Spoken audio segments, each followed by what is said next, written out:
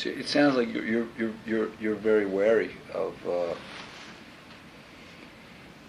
I guess, of the musical press, of the musical critic. That's funny. That's coming. At least that's coming through to me. You're wary of the person, who's whatever their motives are out to just waiting to see you stumble, or waiting to see you or any artist stumble. That's almost seems to be their. But that's not joy. Necessarily the musical press. I mean, Right. In all honesty, I've had about as much press as the Queen this year. And for good or ill, my relationship with the press is very dead on. They know it too. It's very upfront, and there aren't many misconceptions there. We don't always agree, but sometimes we do quite agree. I mean, the British press broke this record, so we have to give credit where credit is due. And, part of their job is to, if they loved everything, what would they write about it? So I get a bit of a giggle from them, to be totally honest. They giggle me. It comes from many corners.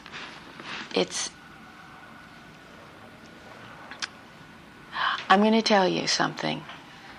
I was at a show in San Francisco.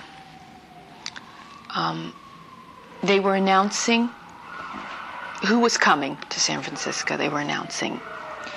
And they started announcing people. Are these sirens going to bother you? We're used to it. If you go, yeah, we could. They were announcing all the artists that were coming. And then they announced this one. And there were boos in the audience. Now you have to ask, what audience was it? It was, But still, you would think that they were kind. And they booed him. And I sat there thinking, you couldn't pay to get in to his shows a few years ago. And I'll tell you who it was in a minute. And the fickleness that's happening in this moment, I thought to myself, everybody can go through this. I don't think that he's doing anything other than trying to write his songs, and I think he's trying to be truthful. And this was Bruce Springsteen. And I just say to you that you cannot put your faith in the outside. No matter, you think, God, that ice cream's always going to be there. Because I have the keys to the factory. And I'll always be able to go get ice cream there. Well, I think it's wise to have a few bucks in your pocket so that you can go down to the 7-Eleven and go buy it if you have to. Because you know what? If I have to, I will.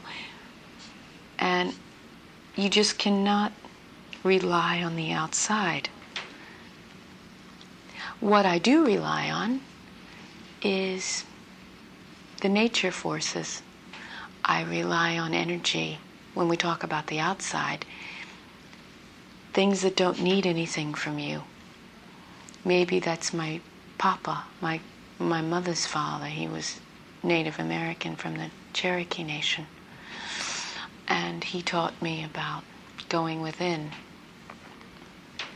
And he taught me about, you go talk to a tree because you'll never get wrong advice.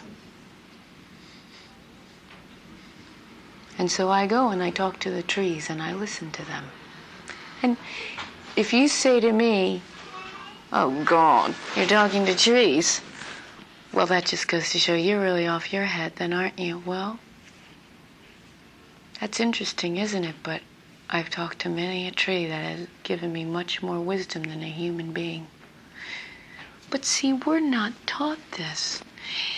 I think it's the biggest manipulation that we have been cut off from these sources because we find them ridiculous. What an incredible mind control. You must give credit to this kind of thought. You see, we stop ourselves because we find something ridiculous. Nobody's stopping us, you see. That's what's so perfect. We're doing it ourselves, but that's because we are not. We have to shake ourselves out of our own slumber. Nobody's going to shake us. There, you have your writers and you have your poets and you have your scientists and you have people that try and shake you.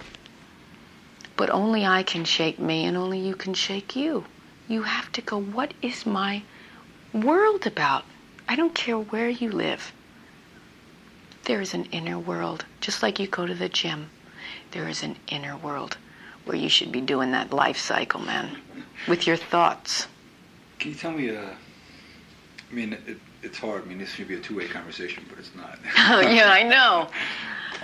That's another, for some other time. Yeah. But tell me about your influences. Tell me if you remember the first time that you realized this was the course that you wanted to do. It's basically a two-part question.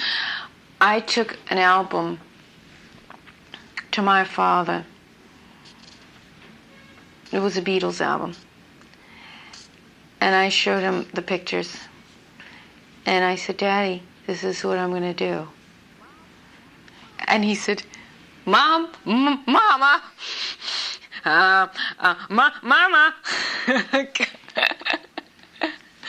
And I was 5.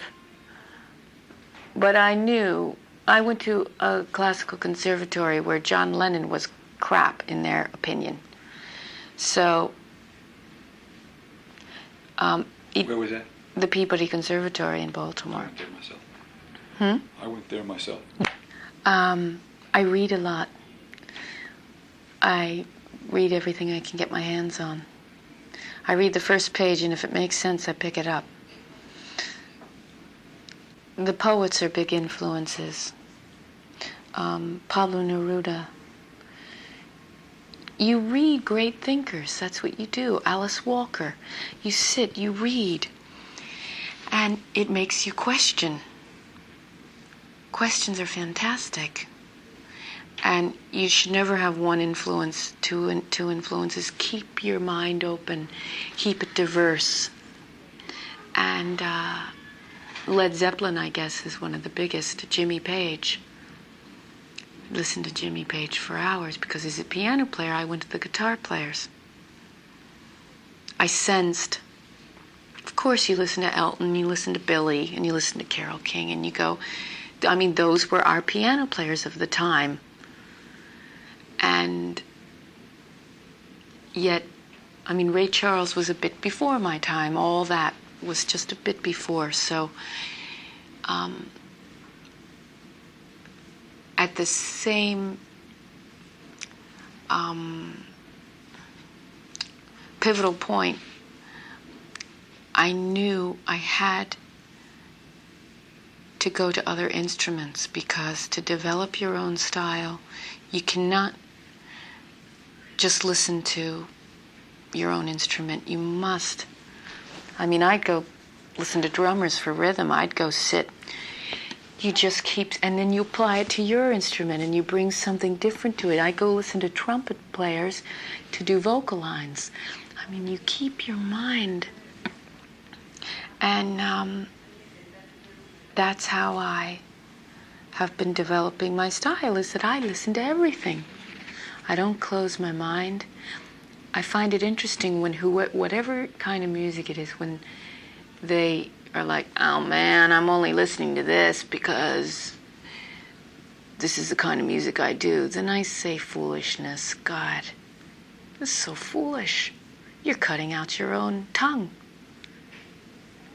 You're just, it's almost as if you're choosing not to look at other maps on how to get up the mountain. My God, I want to know. You get me the maps, man.